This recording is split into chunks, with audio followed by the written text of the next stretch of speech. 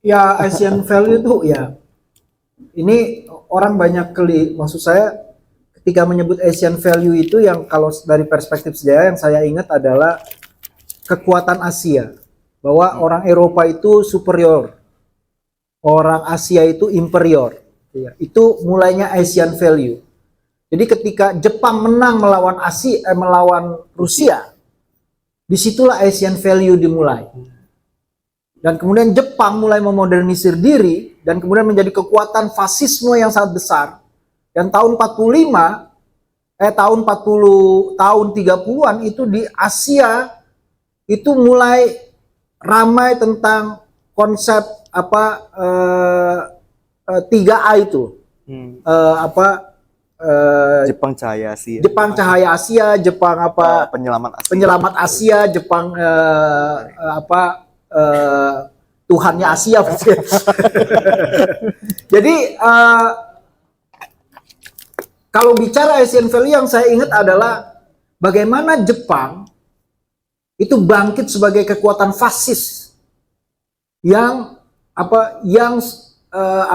yang kekejamannya itu setara dengan fasisme di Jerman, fasisme Nazi. Ya saya harus cerita tentang bagaimana Jepang itu punya unit 731. Unit yang kerjanya itu memobilisasi para intelektual kedokteran untuk memproduksi senjata biologi. Dan senjata biologi itu gilanya diuji cobakan langsung kepada manusia. Kepada para Romusa. Nah ini kan kejadian, sekali lagi saya cerita tentang bagaimana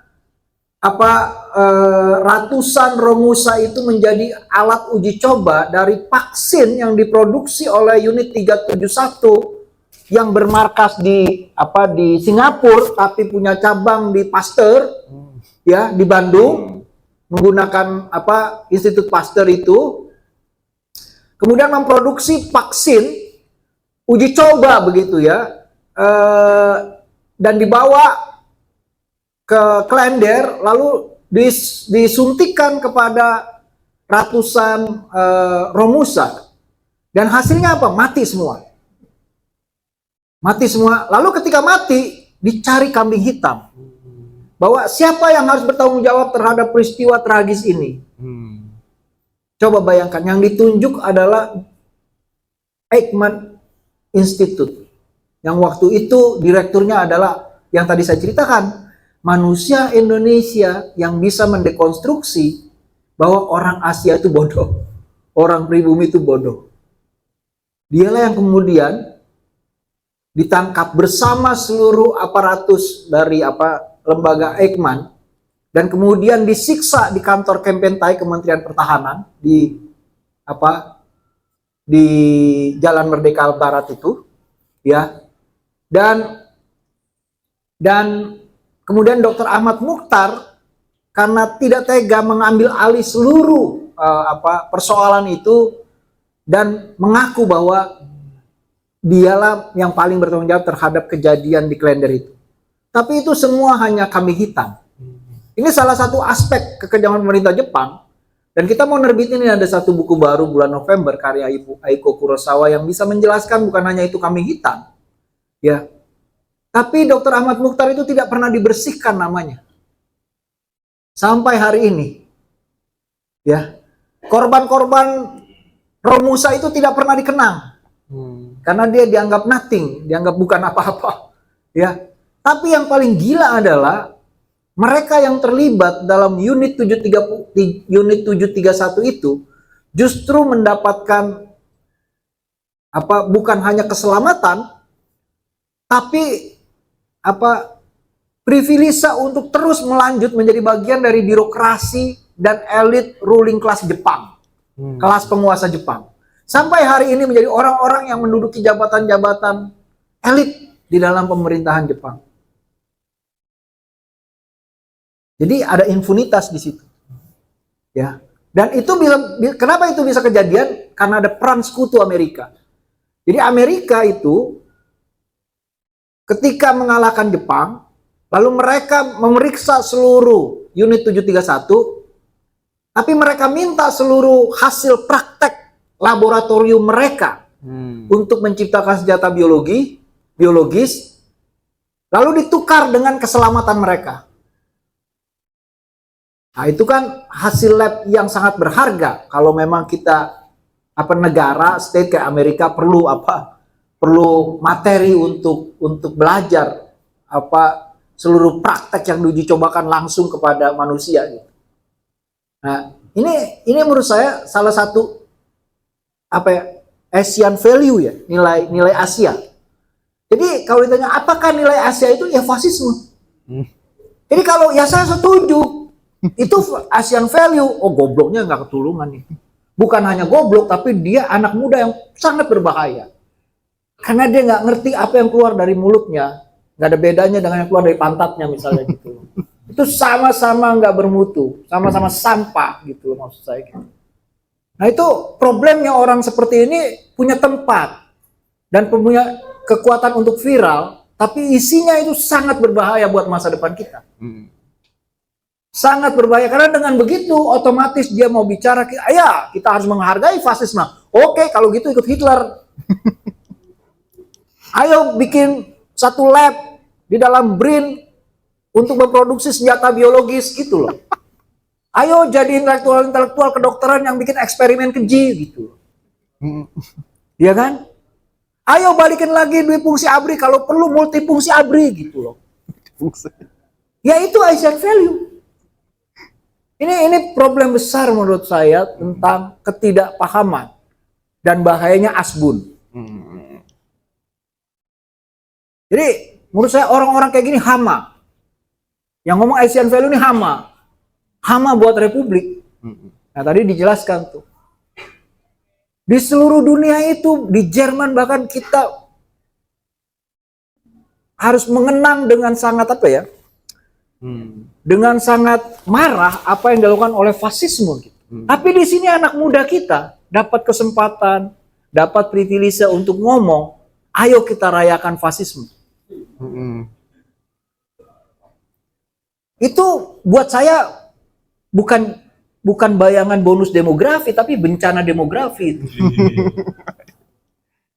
Jadi menurut saya ada problem besar kita bahwa bukan hanya orang tua yang buta sejarah, tapi juga anak muda buta sejarah. Dan kedua-duanya menurut saya hari ini kita nggak bisa bedakan. Yang tua gayanya muda, yang muda pikirannya tua. Tapi dua-duanya menurut saya mereka produk jompo semua. Dan kita nggak perlu orang jompo hari ini.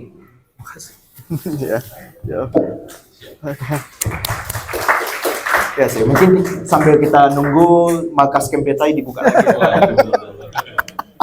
Biar Asian value-nya komplit ya. Terima kasih untuk Mas Daniel dan Bang Gigi tadi. Ya tadi bahasanya itu cukup menarik ya, karena bicara soal politik dinasti saya jadi ingat bahkan di hari ini di Republik kita ini masih ada, sebenarnya ada satu institusi politik dinasti yang sampai sekarang masih bertahan dan bahkan diinstitusionalisasikan menjadi sebuah provinsi istimewa. Waduh. Ya, saya nggak mau nyebut namanya ya. Iya, sebenarnya itu aneh loh menurut saya itu monarki di dalam republik itu sesuatu yang memang sangat aneh. Itu sebenarnya bukan, maksud saya itu harus bedakan ya. Keistimewaan itu muncul dari sikap seorang sultan namanya HB9 justru yang bertolak belakang dalam seluruh konsep kedinastian. Jogja itu wilayah pertama yang menerima Republik Indonesia. Makanya biografinya disebut Sultan di Alam Republik kan. Dia bunuh diri kelas itu sultan itu. Ya. Nah, jadi menurut saya kalau kita bicara politik dinasti yang kita wariskan hari ini adalah konsep dan gagasan fasisme Jepang. Jadi kita nerbitin buku tuh judulnya, awalnya kita nerbitin buku tuh Soeharto dan Barisan Para Jenderal. Karya David Jenkins. Ini buku di tahun 80-an itu menjadi buku referensi utama bagi siapa saja yang ingin mencari cara paling cepat untuk memahami bahwa rejim Orde Baru itu rejim militer. fasis militeristik. Cuma pertanyaan besar di tahun 1980-an itu dari mana asal usul ya rejim militeristik Soeharto ini. Nah, banyak orang yang bicara bahwa asal usul rejim militeristik Soeharto yang korup terus nepotis ya dalam artian apa kolusi gitu ya, korupsi, kolusi dan nepotisme. Nepotisme itu identik dengan politik kekeluargaan begitu ya, political family gitu, dan kemudian konsep dinasti begitu ya.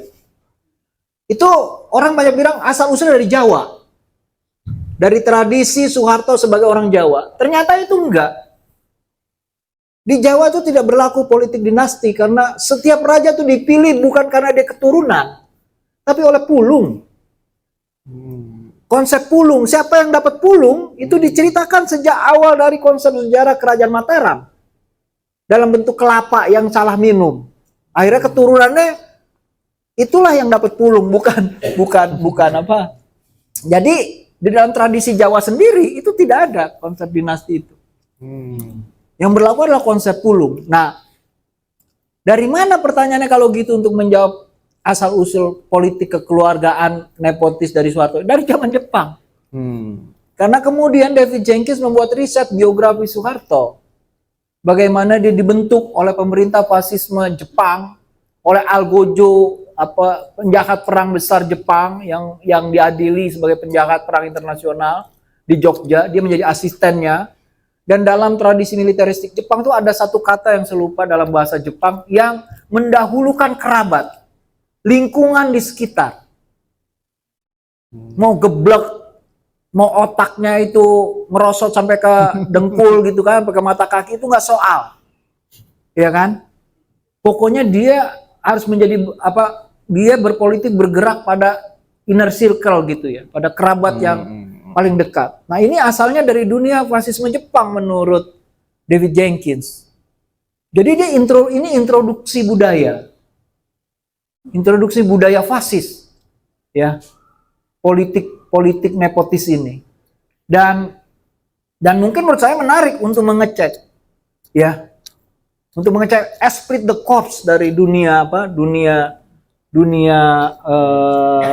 militer itu, ya, kekerabatan dalam bentuk istilahnya Catherine Robinson itu history in uniform. Jadi semua diseragamisasi, semua bergerak berdasarkan lu seseragam dengan kita atau tidak, sefrekuensi dengan kita apa tidak begitu. Itu menjadi bagian begitu. Nah, itu menurut saya satu aspek sejarah yang menarik untuk baca history in uniform dalam perspektif yang berbeda, maksud saya, yang melihat dalam konsep kroniisme, dalam konsep nepotis begitu ya. Selama dia seseragam dengan kita, maka dia halak kita gitu, dia keluarga kita begitu. Nah, itu yang menurut saya penting. Nah, di buku Ibu Heather Sutherland ini yang politik dinasti itu sebenarnya kita mau menjelaskan bahwa salah satu beban berat dari Republik Indonesia, warisan dari dunia kolonial itu adalah tentang ruling class, kelas penguasa. Jadi kolonialisme itu tidak berjalan oleh orang kulit putih. Jumlah orang kulit putih itu sedikit sekali. Yang menjalankan kolonialisme itu dengan seluruh aparatus birokrasinya orang pribumi.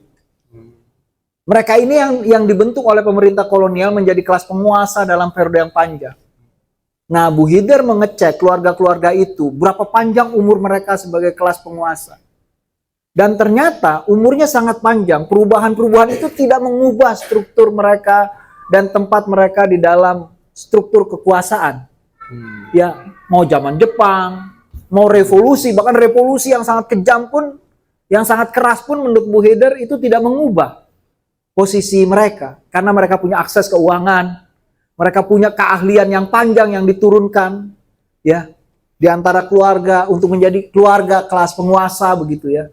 Jadi itu tidak bisa dipatahkan. Jadi semua yang mau berkuasa itu harus mengikuti track yang dikatakan oleh Bu Heather itu track the ruling class. Jadi kalau lu mau punya kekuasaan yang panjang, ya masukkan, ya, seluruh seluruh sanak keluarga itu menjadi bagian dari pelanjut the ruling class itu, kelas penguasa itu. Jadi itu keuangan, keterampilan untuk menjadi kelas penguasa itu tidak kita miliki, kecuali kita diterima menjadi bagian dari kelas penguasa dengan misalnya menjual kartu aktivis mahasiswa begitu kan, kartu akademisi begitu kan, masuk ke istana mengubah dari dalam malah diubah di dalam gitu kan. Ya, jadi itu bagian dari persyaratan menurut Bu Hider yang membuat kelas penguasa itu begitu solid sehingga peristiwa-peristiwa sejarah yang besar itu tidak mampu mengubah keadaan itu. Nah, contoh paling konkret menurut saya setelah revolusi tahun 45 adalah peristiwa tahun 98. Sekarang orang ngomong orba sekali hari ini. Nah, itu contoh yang menggambarkan bahwa kalau kalian track seluruh politisi-politisi yang hari ini hadir adalah bagian dari the ruling class atau kelas penguasa dari masa Orde Baru. Lu sebut nama siapa, lu cek pasti dia bagian dari kelas penguasa Orde Baru. Dan kalau ada yang bilang, oh tapi Pak Presiden kita itu bukan bagian kelas penguasa Orde Baru, nggak ada nama dia di dalam struktur kelas penguasa Orde Baru. Ya orang juga lupa adalah Orde Baru itu bukan struktur, Orde Baru itu pikiran. Itu hebatnya Orde Baru. Dia menciptakan kebudayaan pikiran, imajinasi konseptual ya tentang kekuasaan. Kalau mau berkuasa, panjang, langgeng, belajarlah dari Pak Harto. Ayo nambah pengetahuan sejarah bergabung di channel WhatsApp Kobam. Untuk bergabung silahkan scan barcode ini.